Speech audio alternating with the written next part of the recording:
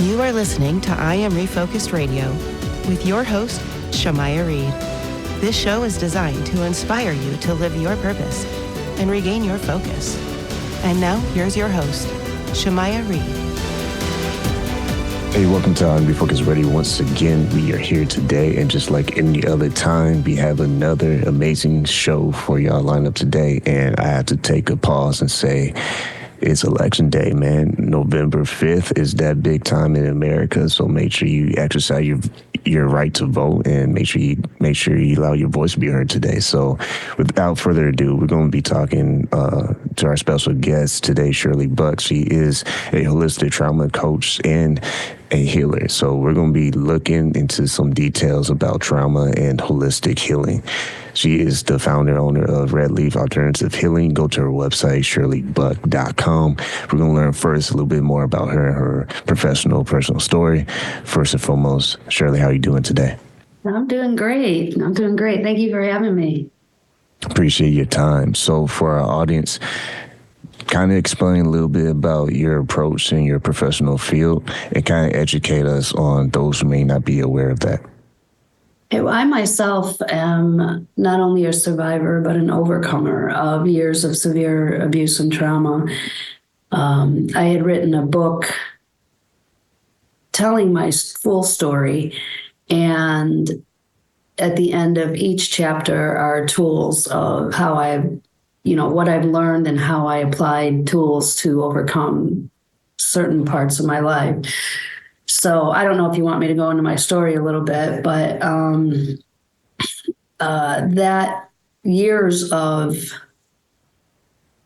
depression, anxiety, addictions, I experienced it, and I didn't go through traditional therapy or meds. And I think just because I really didn't have access growing up, I wasn't aware, I didn't have access. I was on the streets at a young age. So when I was 23, engaged and in a safe environment, my life was supposed to be happy at that point because I'd gotten through it all. And that's when I had my breakdown.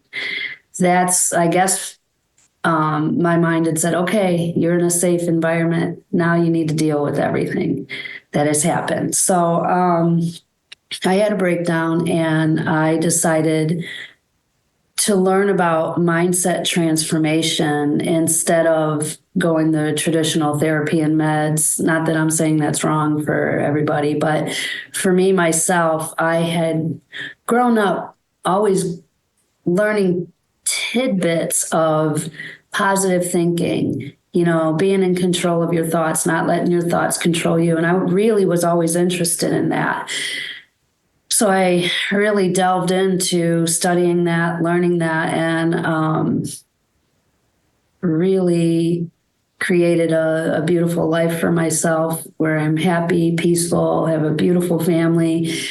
And I wanted to help others achieve that as well. And I've had clients that have been in therapy for 2 or 3 years. And I think this is a good addition because a lot of times therapy has you focus on the problem. And I have a 90-day course that kind of does the opposite. It teaches you, first of all, to take ownership and then to move through different tools and exercises that help you change your thought process and to be in control of your thoughts rather than let your mind just either be on autopilot or think negatively. And it's not just for those who's been through trauma and abuse. It's anyone who really wants to improve their life, because it's simple to say, change your mind, change your life, but it is true. When you look back before you started Red Leaf Alternative Healing, at what point was the turning point for you when you realized that you need to seek help or at least start the process of your healing journey? That was when I had my breakdown when I was 23 years old. So that was many years ago. I'm a grandmother now. But it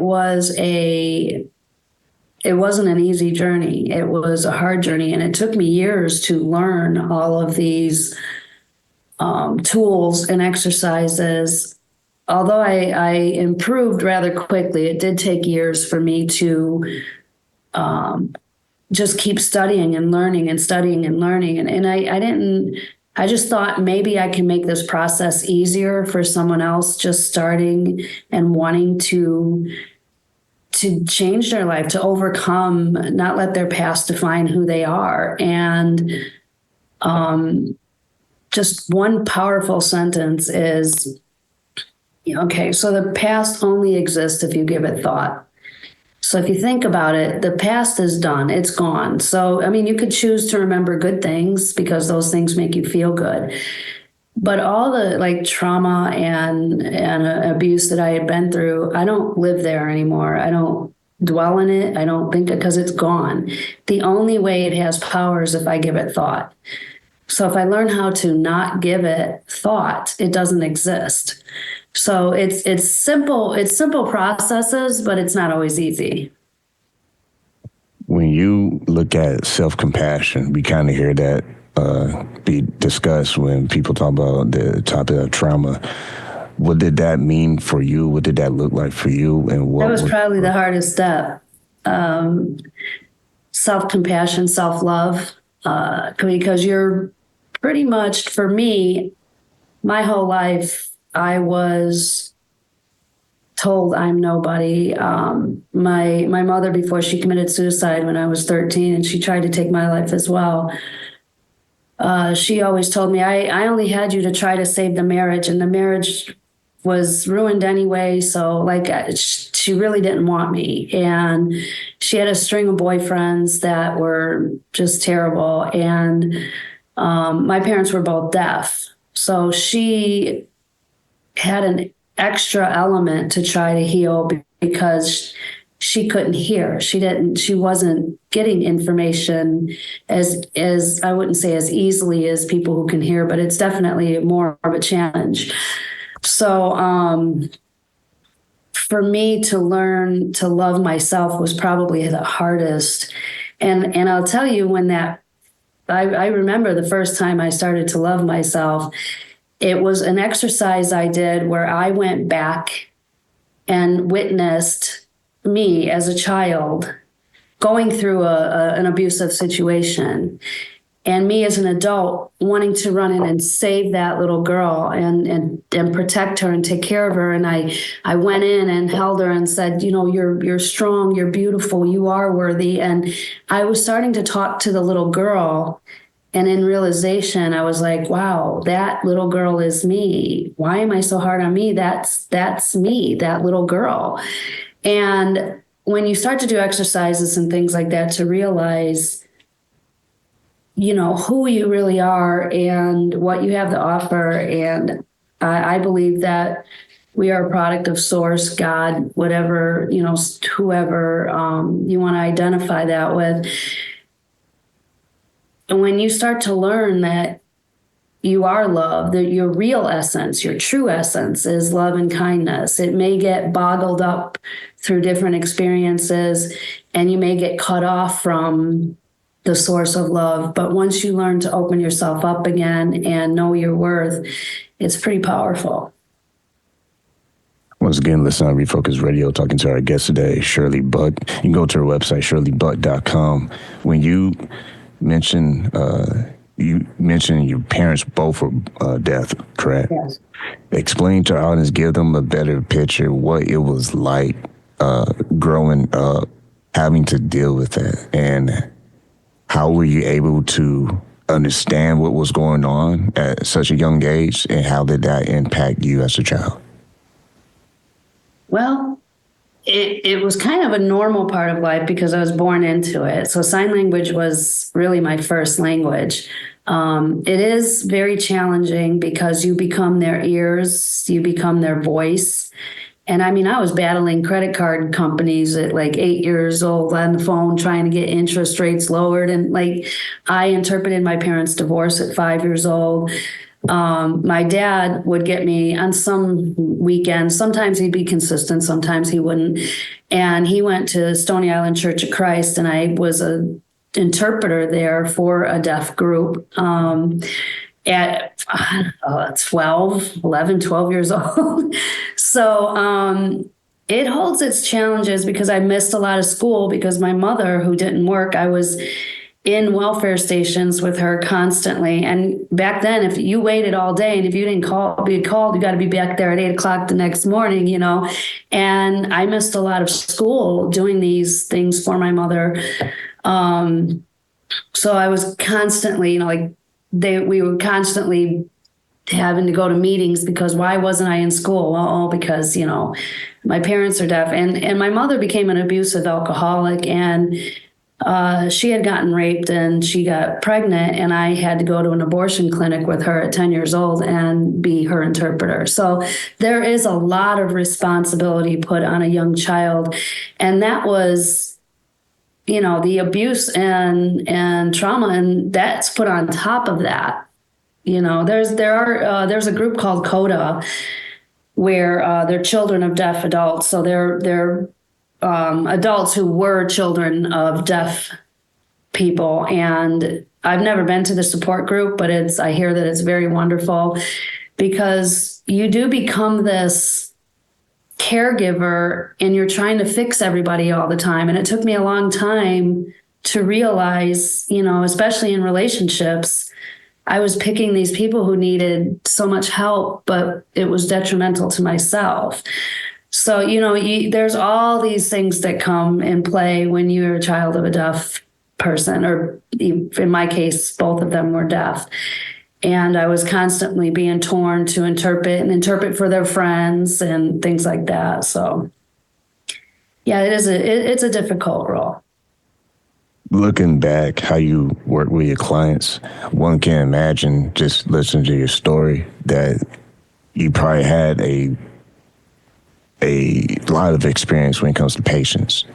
So when you look at your clients, how did patience from a young age, having to deal with your parents, how did that help you kind of understand your clients on a deeper level? I think,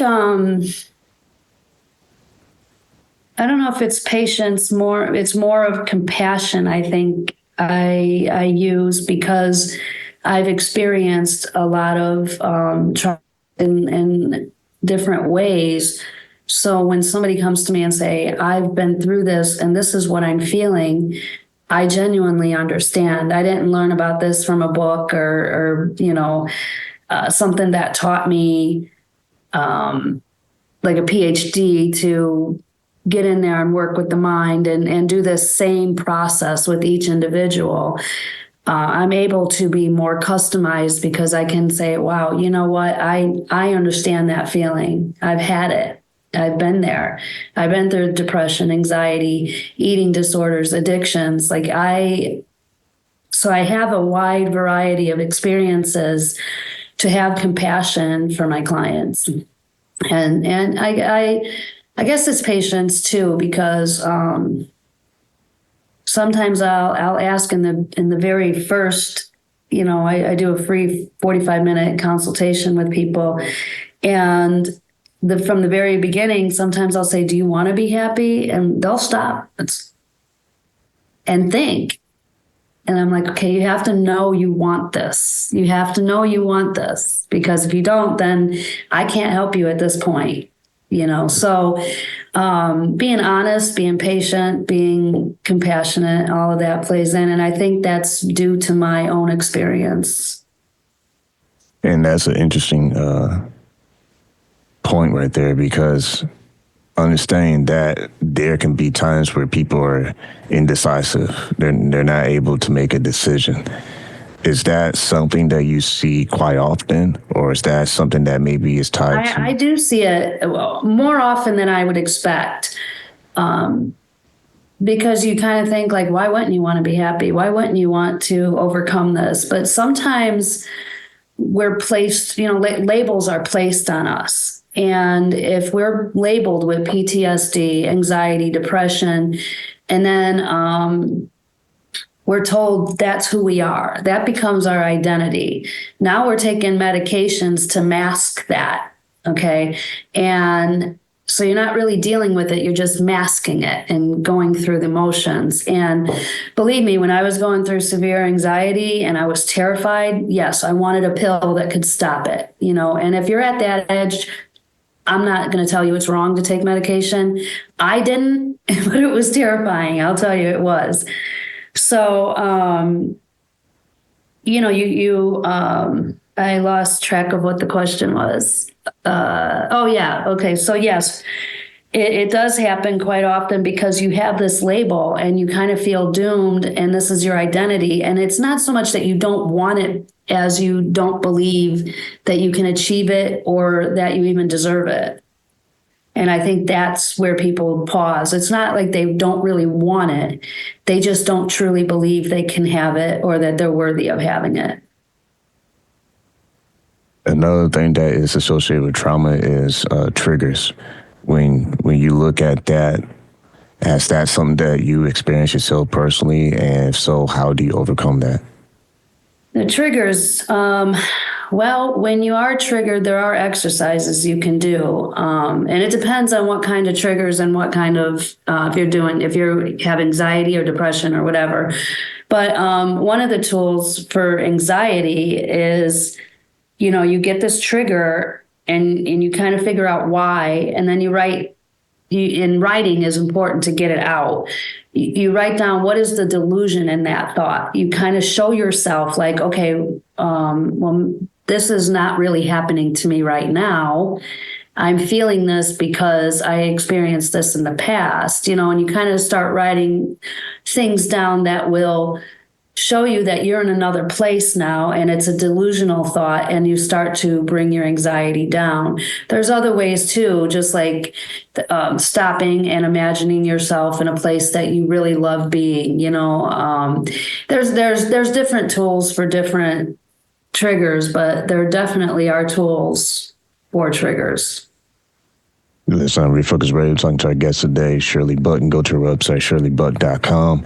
And wrapping this up, we have about 8 minutes left. Let's talk about how you serve your clients. What are the different resources that you make available, and what does the process look like when you're trying to get someone on board?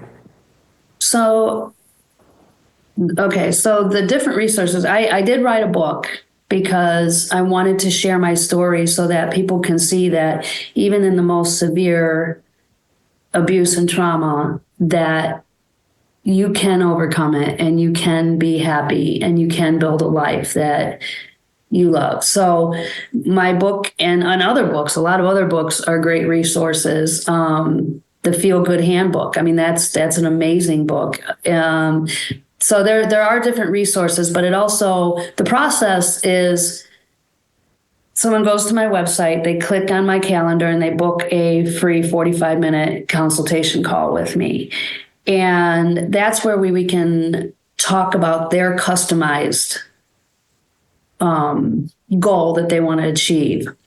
So I had somebody come to me and it's like, I was kind of embarrassed to come to you because I read your book and I knew you've been through so much trauma. I really haven't been through a lot of trauma, but I just can't think I can't think positively, and it's affecting my life. I'm negative, I'm angry, and I need to find out why, and I need to change it. So you don't necessarily, like I said, have to go through trauma and abuse. And at the end of our 3 months together, which is my course is 90 days with weekly lessons and daily activities.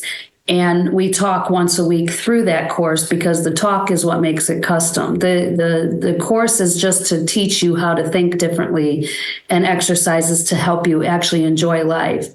And I'm going to tell you, one of the most important things is please be childlike whenever you can. If you can do it every day, I don't care if it's dancing, being silly, playing in the rain, whatever it is, be childlike, because it's important to play and enjoy life, not just be this serious, go through the motion, responsible. If you're not silly and you're not enjoying life, that's a tough one. That's a tough one. So anyway, the process, sorry, I keep getting off track. So the process when we're on the phone that's where I customize it to whatever it is that you want to achieve. And we go from there. When you see how you've been able to overcome these challenges and you're productive, you're helping people, we all on the outside looking like, okay, that looks kind of easy. But truthfully, we all have our rainy days, our not so great days. What are some of the things that you remind yourself, even though you have success, you can still have some rough days? How you keep yourself pressing forward? It's funny because I just wrote a blog about that I have a Facebook community page, and I just wrote a blog about that because I said, like, from the outside, people could look at my life and say, oh, wow, she's got it all together. She's always happy. And I do have my down days. I do. But I have the tools in my back pocket that help me.